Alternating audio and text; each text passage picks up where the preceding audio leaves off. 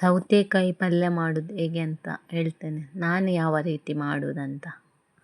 ಸೌತೆಕಾಯಿ ಒಳ್ಳೆಯದು ಹೆಲ್ತಿಗೆ ಸಹ.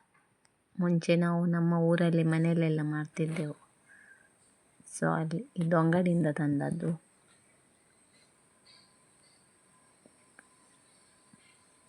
ಒಳ್ಳೆಯದಾಗ್ತದೆ. ಮತ್ತು ಇದು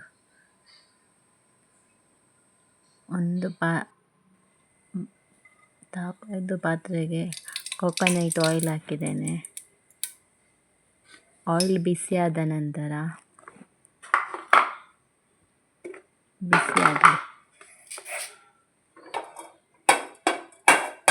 ಸಿಪ್ಪೆ ತೆಗೆದು ಸಹ ಕಟ್ ಮಾಡ್ಬೋದು, ಹೆಳತಿದ್ರೆ ಸಿಪ್ಪೆ ತೆಗಿಬೇಕಂತ ಇಲ್ಲ.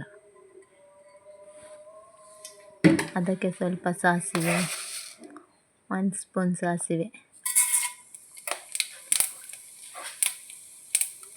ಸ್ವಲ್ಪ ಜೀರಿಗೆ,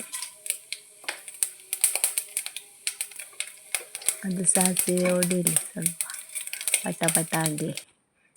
ಸ್ವಲ್ಪ ಉದ್ದಿನ ಬೇಳೆ, ಸ್ವಲ್ಪ ಕಡಲೆಬೇಳೆ,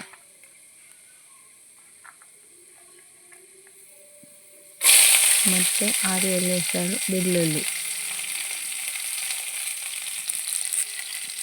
ಮತ್ತು ಕರಿಬೇವು ಸೊಪ್ಪು, 2 ಕಾಯಿ ಮೆಣಸು,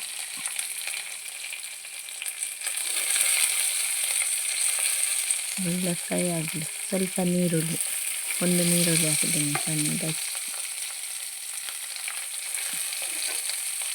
5 ಮಿನಿಟ್ಸ್ ಒಳ್ಳೆ ಫ್ರೈ ಆಗಲಿ.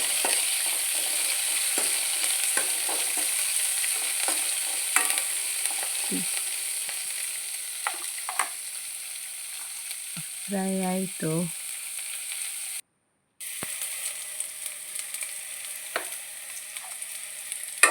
ಸ್ವಲ್ಪ ಟರ್ಮರಿಕ್ ಪೌಡರ್ ಹಾಕಿ, ಜಾಸ್ತಿ ಹಾಕಬೇಡಿ, ಸ್ಮೆಲ್ ಬರ್ತದೆ, ಸಾಕು.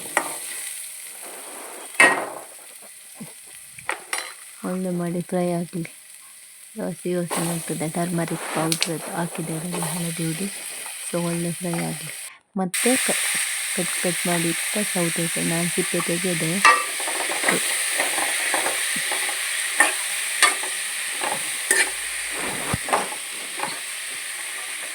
ನೀರು ಜಾಸ್ತಿ ಹಾಕಬೇಡಿ, ಸೌತೆಕಾಯಲ್ಲಿ ನೀರು ಬಿಡ್ತದೆ. ಸೊ ಹಾಗೆ ಸ್ವಲ್ಪ ನೀರು ಹಾಕಬೇಕು. ಒಳ್ಳೆಯದಾಗ್ತದೆ ಪಲ್ಯ, ಚಪಾತಿಗೆ, ಗಂಜಿಗೆಲ್ಲ. ಸ್ವಲ್ಪ ನೀರು ಸಾಕು. ಒಂದು 5 ಮಿನಿಟ್ಸ್ 10 ಮಿನಿಟ್ಸ್ ಬೇಯಲಿ. ಸೊ ಲಿಡ್ಡನ್ನು ಮುಚ್ಚಿಡಿ. ಬೆಂದಿದೆ ನೋಡಿ. ಉಪ್ಪನ್ನು ರುಚಿಗೆ ತಕ್ಕಷ್ಟು ಉಪ್ಪು ಹಾಕಿ.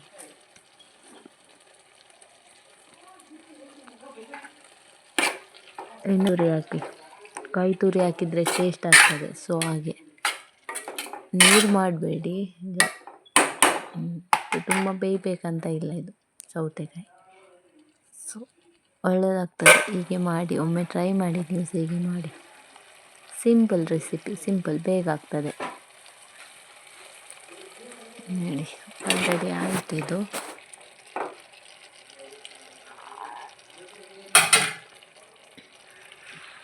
ಎಷ್ಟು ಒಳ್ಳೆಯದಾಗಿದೆ ನೋಡಿ. ಬಿಸಿ ಬಿಸಿ ಗಂಜಿ ಜೊತೆ ಸಹ ಒಳ್ಳೆಯದಾಗ್ತದೆ. ಓಕೆ ಫ್ರೆಂಡ್ಸ್, ಈ ವಿಡಿಯೋ ಲೈಕ್ ಮಾಡಿ, ಶೇರ್ ಮಾಡಿ.